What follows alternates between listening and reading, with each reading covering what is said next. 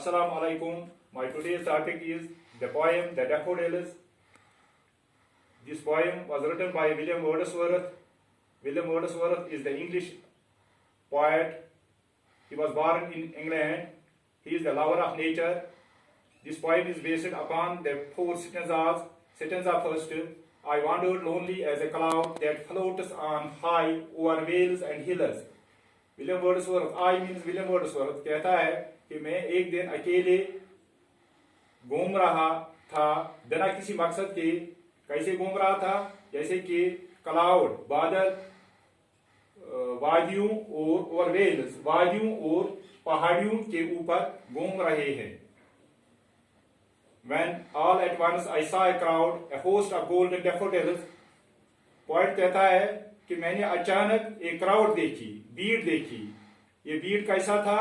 ये सुनहरी रंग के डैफोडिल्स का झुंड था। Beside the lake, beneath the trees, ये सुनहरी रंग के डैफोडिल्स फूल कहाँ थे? ये लेक के बगल में थे, झील के बगल में थे और इन पेड़ों के नीचे थे। Fluttering and dancing in the breeze, ये फ्लटरिंग कर रहे थे और डांस कर रहे थे हल्की हवाओं में, ब्रीज में, हल्की हवाओं में। फ्लटरिंग की एग्जांपल है जैसे कि कोई चिड़िया रेनी सीजन में अपने परों को हिलाती है, और डांस तो आपको पता है, डांस कोई आदमी करता है। Now the second is continuous as the stars that shine and typical on the Milky Way. ये जैसे कि मिल्की वे में, मिल्की वे मीन्स सितारों का झुंड, लाइन ऑफ स्टार्स, उसमें तारे चमकते हैं। उसी तरह as the stars that shine, continuous as the stars that shine and typical on the Milky Way, जैसे कि सितारे मिल्की वे में सितारों के झुंड में, सितारों की लाइन में चमचमा रहे थे, उसी तरह इन डैफोडिल्स का सीन लगता था। They stretched in never ending line, ये डैफोडिल्स के फूल, दे मीन्स डैफोडिल्स, ये स्ट्रेचड हो रहे थे, खींचे चले जा रहे थे। इन नेवर एंडिंग लाइन, न खत्म होने वाली लाइन में। Along the margin of the bay, कहां पर ये हो रहा था? मार्जिन ऑफ द बे, ये एक समुद्र के शोर पर हो रहा था, किनारे पर हो रहा था। 10,000 saw I at a glance, मैंने अचानक, देखो ये कहता है, पॉइंट कहता है कि एक ही नजर में मैंने 10,000 फूल देखे। Tossing their heads and in sprightly dance, ये फूल क्या कर रहे थे? ये अपने हेडों को, सरों को घुमा रहे थे और डांस कर रहे थे। Now the stanza third is the waves beside them danced but they, उनके साथ साथ समुद्र, beside them, झील की, समुद्र की ये लहरें डांस कर रही थी। बट दे मीन्स यहाँ the daffodils, they outdid the sparkling waves in glee, मगर उन डैफोडिल्स के सीन ने उन समुद्र की लहरों को पीछे छोड़ दिया। डैफोडिल्स का सीन समुद्र की लहरों के सीन से बहुत खूबसूरत लगता था। A poet could not be but gay in such a drunkard company में, in such a drunkard company, इस चेयरफुल कंपनी में जहां पर डैफोडिल्स के फूल थे, waves of the sea and this breeze, ये एक कंपनी थी, ये बहुत खुशी जोकट कंपनी थी, चेयरफुल कंपनी थी। उस कंपनी में, उस चेयरफुल कंपनी में पोएट ने कुछ नहीं किया। I gazed and gazed but little thought what wealth and show to me had brought, मैं गोरता रहा, मैं देखता रहा। पोएट कहता है मैं देखता रहा बट लिटिल थॉट, मगर कुछ समझ नहीं आया।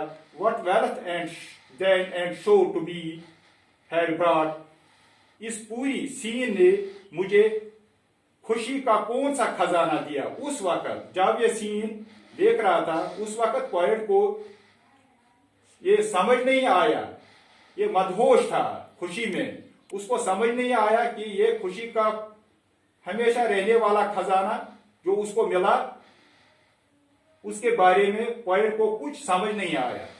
For after when on my coach I light in vacant और इन पेंसिव मूड, जब कभी मैं खाली वक्त में या थॉटफुल मूड में, कभी मैं अपने सोफे पर पड़ा रहता हूं, they flash upon that inward eye which is the bliss of the solitude, उस अकेलेपन में मुझे ये सीन याद आता है और ये सीन मुझे मेरी इमेजिनेशन को, अंदर के इमेजिनेशन को बहुत खुश करता है, मुझे बहुत खुशी मिलती है इस सीन को याद करते हुए।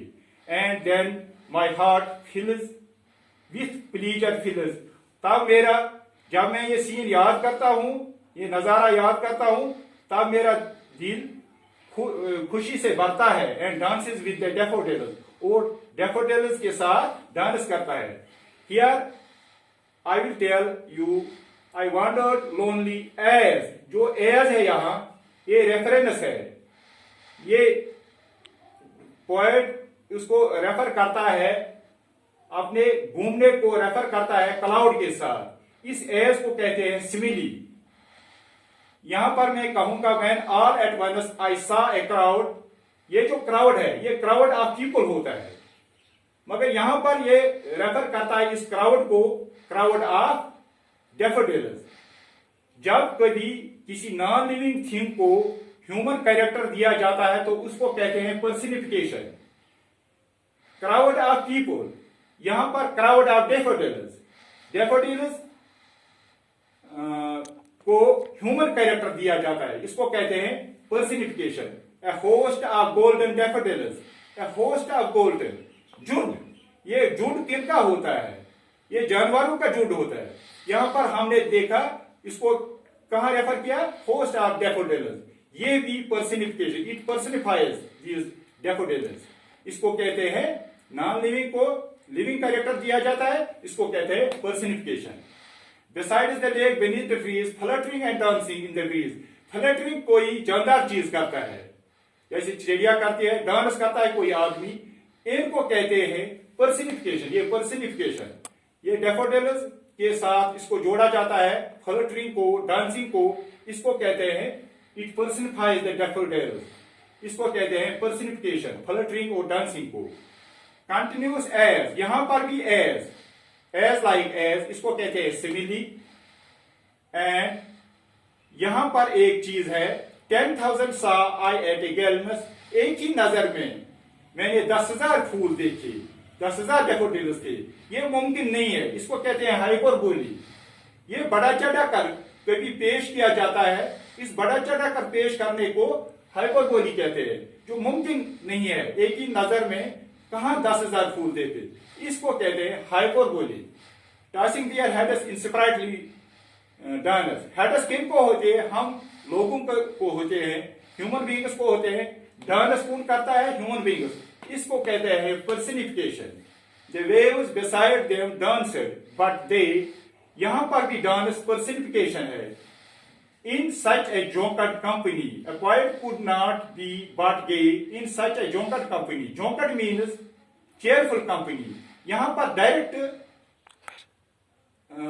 रेफरेंस दी गई है फूलों को, इनको डायरेक्टली कंपेयर किया गया है drunkard कंपनी, चेयरफुल कंपनी, इसको कहते हैं मेटाफर, डायरेक्ट कंपेरिजन, मेटाफर।